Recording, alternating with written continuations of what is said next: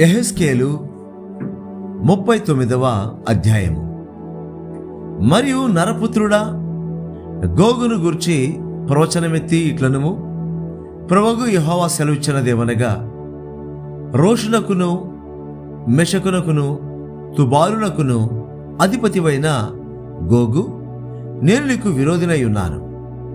నిన్ను వెనుకకు త్రిప్పి నడిపించి ఉత్తర దిక్కున దూరములో ఉన్న నిన్ను బయలుదేరదీసి ఇశ్రాయేలీల పర్వతములకు రప్పించి నీ ఎడమ చేతిలోనున్న నీ వింటిని క్రింద పడగొట్టేదను, నీ కుడి చేతిలోనున్న బాణములను క్రింద పడవేసేదను.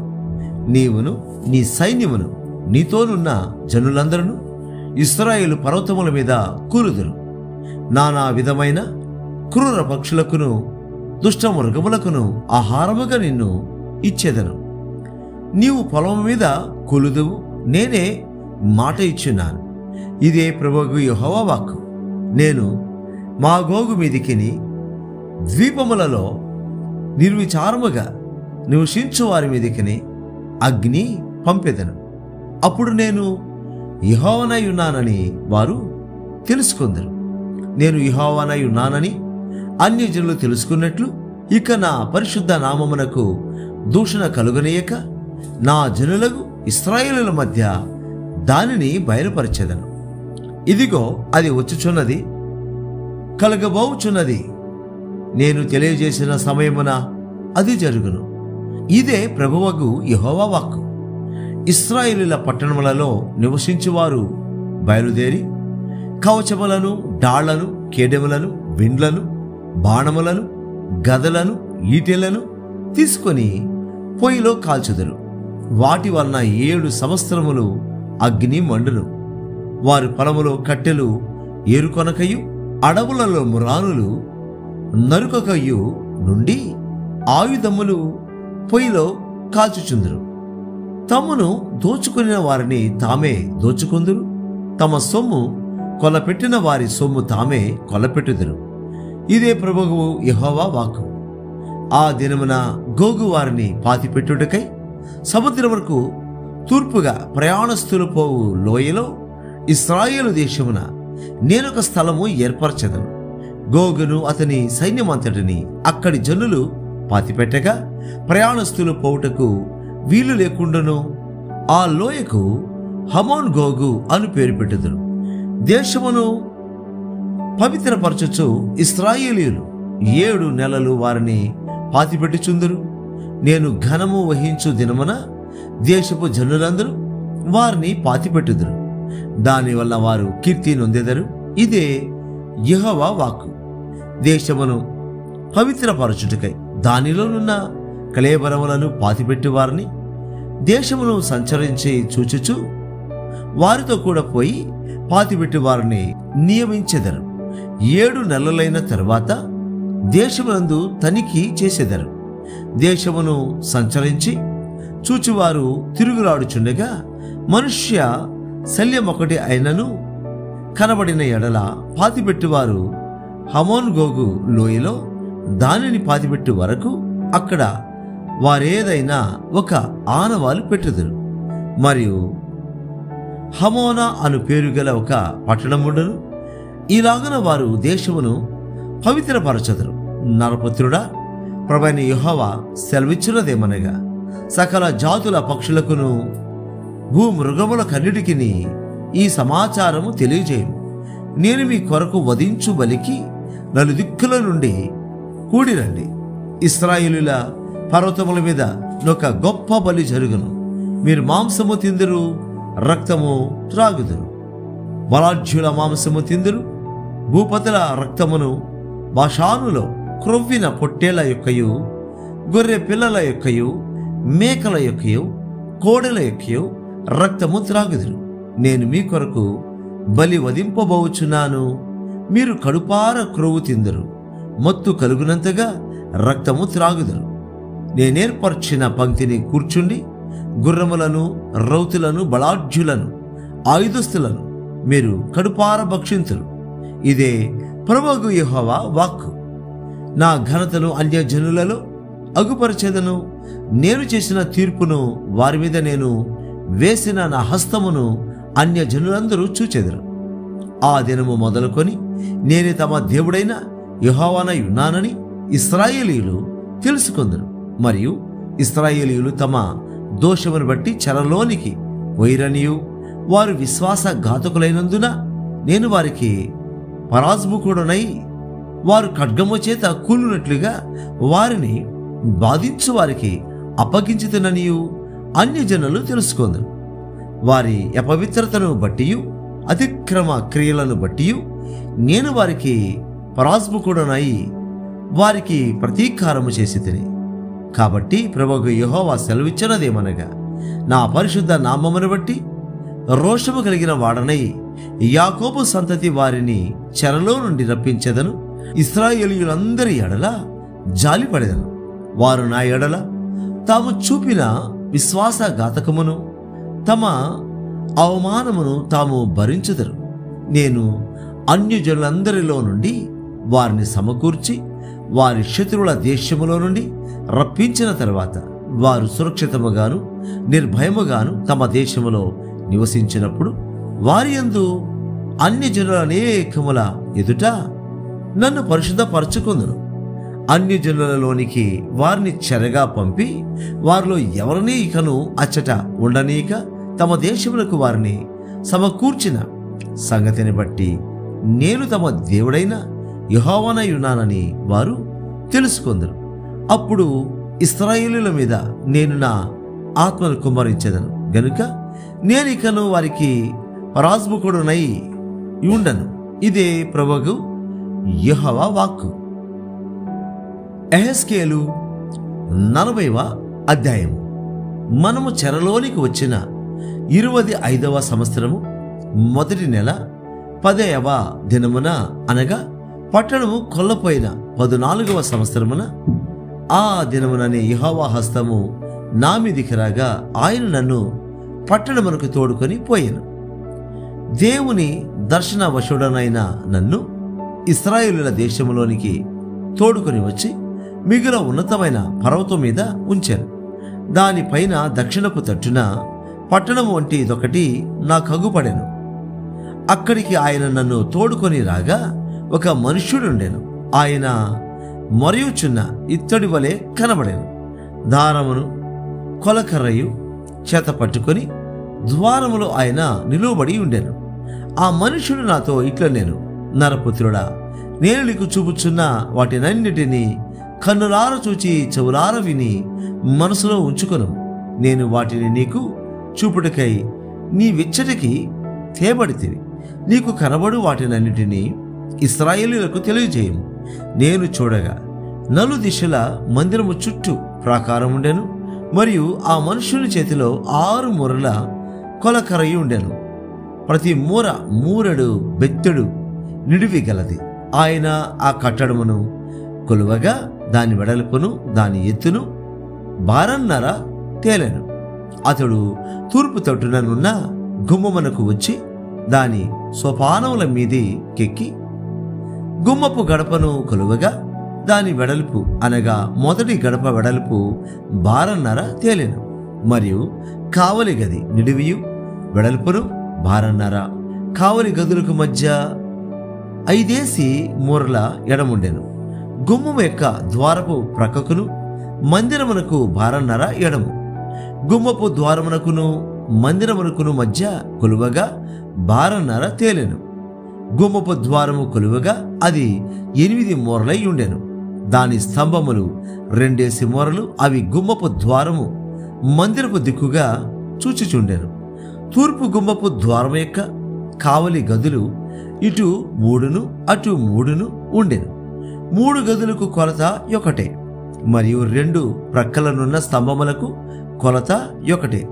ఆయా గుమ్మముల వాకిన్లు కొలువగా వాటి వెడల్పు 10 మూరలను నిడివి 13 మూరలను తేలెను. కావలి గదిలో ముందర 3 ఎత్తుగల గోడ ఇరు ప్రక్కల నుండెను. ఆ ప్రక్కను ఈ ప్రక్కను 3 ఎత్తుగల గోడ ఉండెను. గదులైతే ఇరు ప్రక్కలను 6 మూరల ఎత్తుగలవి. ఒక గది కప్పు నుండి 2వ దాని కప్పు వరకు గుమ్మమును కొలువగా 25 మూరల వెడల్పు తేలెను. 2 వాకిండ్ల మధ్య గోడను అదే కొలత. 60 మూరలు ఎడముగా ఒక్కొక్క స్తంభము నిలబెట్టబడెను. గుమ్మము చుట్టూనున్న ఆవరణము స్తంభముల వరకు వ్యాపించెను. బయటి గుమ్మము నొద్ద నుండి లోపటి గుమ్మపు ద్వారం వరకు 50 మూరలు. కావలి గదులకును గుమ్మములకును లోపల వాటికి మధ్యగా చుట్టూనున్న గోడలకును ప్రక్క గదులకును కమ్ములు పెట్టబడిన కిటికీలుండెను. గోడలోని స్తంభములకును కిటికీలుండెను. ప్రతి స్తంభము మీదను ఖర్జూరపు చెట్లు రూపింపబడి ఉండెను. అతడు బయటి ఆవరణములోనికి నన్ను తీసుకుని రాగా అచ్చట గదులను చప్టాయు కనబడెను. చప్టా మీద 30 చిన్న గదులు ఏర్పడి ఉండెను. ఈ చెప్ట గుమ్మముల వరకుండి వాటి వెడల్పున సాగి ఉండెను. అది క్రింది చెప్ట ఆయను. క్రింది గుమ్మము మొదలుకొని లోపలి ఆవరణం వరకు ఆయన వెడల్పు కొలువగా ఇది తూర్పునను ఉత్తరమునను 100 మూరలు ఆయను. మరియు ఉత్తరపు వైపున బయటి ఆవరణము చూచుచుండు గుమ్మపు నిడివిని వెడల్పును దాని ఇరుప్రక్కలనున్న 3 కావలి గదులను వాటి స్తంభములను వాటి మధ్య గోడలను అతడు కొలువగా వాటి కొలత మొదటి గుమ్మపు కొలత ప్రకారముగా కనబడెను.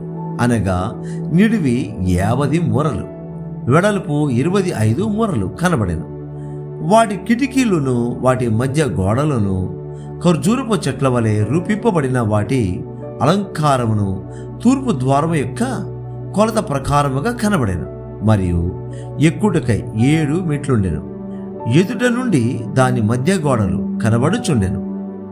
ఉత్తర ద్వారమునకెదురుగా 1, తూర్పు ద్వారమునకెదురుగా 1, లోపటి ఆవరణమునకు పోవు 2 గుమ్మములుండెను. ఈ గుమ్మమునకు ఆ గుమ్మమునకు ఎంతైనది అతడు కొలువగా 100 మూరల ఎడము కనబడెను.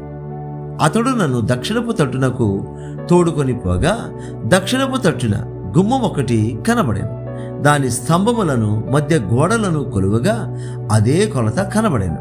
మరియు వాటికున్నట్టుగా దీనికిని దీని మధ్య గోడలకును చుట్టూ కిటికీలుండెను.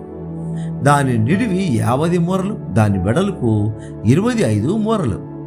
ఎక్కుటకు 7 మెట్లును ఎదురుగా కనబడు మధ్య గోడలను ఉండెను. మరియు దాని స్తంభముల ఇరుప్రక్కలను ఖర్జూరపు చెట్లను పోలిన అలంకారం ఉండెను. లోపటి ఆవరణమునకు దక్షిణపు తట్టున గుమ్మం 1 ఉండెను. దక్షిణపు తట్టును గుమ్మము నుండి గుమ్మము వరకు ఆయన కొలువుగా 100 మూరలు ఆయను. అతడు దక్షిణ మార్గమున లోపటి ఆవరణంలోనికి నన్ను తోడుకొని పోయి దక్షిణపు గుమ్మమును కొలిచెను. దాని కొలత అదే. మరియు దాని కావలి గదులను స్తంభములను మధ్య గోడలను పై చెప్పిన కొలతకు సరిపడెను. దానికిని దాని చుట్టూ ఉన్న మధ్య గోడలకును కిటికీలుండెను. దాని నిడివి 50 మూరలు, దాని వెడల్పు 25 మూరలు. చుట్టూ మధ్య గోడల నిడివి 25 మూరలు, వెడల్పు 5 మూరలు. దాని మధ్య గోడలు బయటి ఆవరణ చుట్టూ చూచుచుండెను. దాని స్తంభముల మీద ఖర్జూరపు చెట్లను పోలిన అలంకారం ఉండెను. ఎక్కుటకు 8 మెట్లుండెను. తూర్పు తట్టు లోపటి ఆవరణలోనికి నన్ను తోడుకొని పోయి దాని గుమ్మమును ఆయన కొలువుగా పై చెప్పిన కొలత తేలెను. దాని కావలి గదులకును స్తంభములకును మధ్య గోడలకును కొలత అదే. దానికిని దాని చుట్టూనున్న మధ్య గోడలకును కిటికీలుండెను. నిడివి 50 మూరలు, వెడల్పు 25 మూరలు. దాని మధ్య గోడలు బయటి ఆవరణం చుట్టూ చూచుచుండెను. ఈ ప్రక్కను ఆ ప్రక్కను దాని స్తంభముల మీద ఖర్జూరపు చెట్లను పోలిన అలంకారం ఉండెను. ఎక్కుటకు 8 మెట్లుండెను. ఉత్తరపు గుమ్మమునకు అతడు నన్ను తోడుకొని పోయి దాని కొలువగా అదే కొలతాయను. దాని కావలి గదులకును స్తంభములకును దాని మధ్య గోడలకును అదే కొలత. దానికిని దాని చుట్టూనున్న మధ్య గోడలకును కిటికీలుండెను. దాని నిడివి 50 మూరలు, దాని వెడల్పు 25 మూరలు. దాని స్తంభములు బయటి ఆవరణం తట్టు చూచుచుండెను. ఆ స్తంభముల మీద ఈ ప్రక్కను ఆ ప్రక్కను ఖర్జూరపు చెట్లను పోలిన అలంకారం ఉండెను. ఎక్కుటకు 8 మెట్లుండెను. గుమ్మముల స్తంభముల యుద్ధ వాకిలి గల గది ఉండెను. అక్కడ దహనబలి పశువుల మాంసము కడుగుదురు. మరియు గుమ్మపు మంటపములో ఇరుప్రక్కల 2 బల్లలుంచబడెను. వీటి మీద దహనబలి పశువులను, పాప పరిహారార్థ బలి పశువులను, అపరాధ పరిహారార్థ బలి పశువులను వధింపబడును. గుమ్మం యొక్క వాకిలి దగ్గర ఉత్తరపు దిక్కున మెట్లు ఎక్కుచోటున ఇరుప్రక్కల 2 బల్లలుండెను. అనగా గుమ్మపు 2 ప్రక్కల 4 బల్లలుండెను. ఇవి పశువులను వధించుటకై ఉంచబడి ఉండెను. దహనబలి పశువులు మొదలగు బలి పశువులను వధించుటకై వినియోగించు ఉపకరణములుంచదగిన 8 బల్లలు ఈ తట్టు 4 ఆ తట్టు 4 మెట్ల దగ్గర నుండెను.